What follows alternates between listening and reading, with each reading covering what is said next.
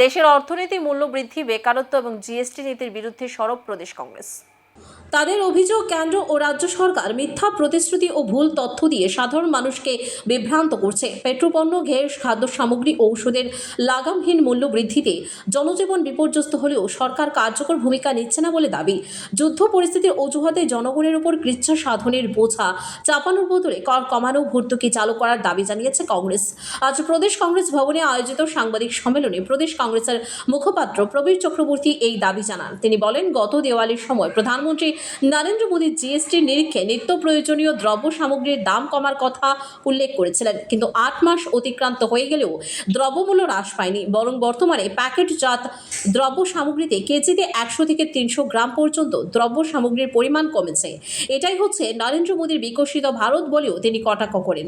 তিনি উল্লেখ করে বলেন, ভারতের 100% মানুষের মধ্যে 2% মানুষের কাছে অর্থনৈতিক প্রবৃদ্ধি বৃদ্ধি পেয়েছে।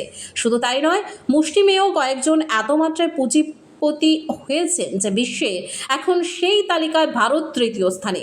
প্রবীর চক্রবর্তী দাবি করে বলেন, এই সমস্ত পুঁজিপতিদের উপর এই দুঃসময়ে বেশি প্রকারের করের বোঝা চাপিয়ে জনগণের উপর করের বোঝা হ্রাস করা হোক।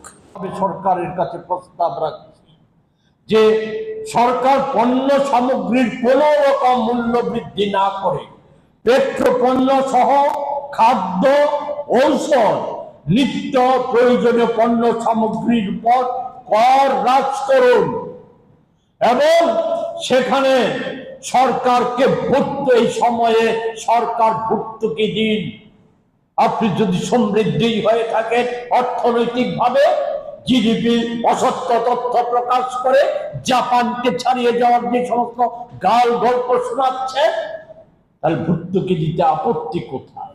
এবং সেই ভর্তুকি দেওয়ার ক্ষেত্রে সরকার তো সহজেই জানেন, আপনারা আমার এটার মধ্যে আছে যে আমাদের দেশে বিলিয়নের মালিকের সংখ্যা ক্রমশ মোদি জমানায় পাল্লা দিয়ে বাড়ছে এবং বিকশিত ভারতের 95% মানুষের বিকাশ না হলে পরেও 1% মানুষের যেমন বিকাশ হয়েছে, অন্য দিক থেকে একটা ছোট্ট ধনী অংশ যারা জায়গা করে নিয়েছে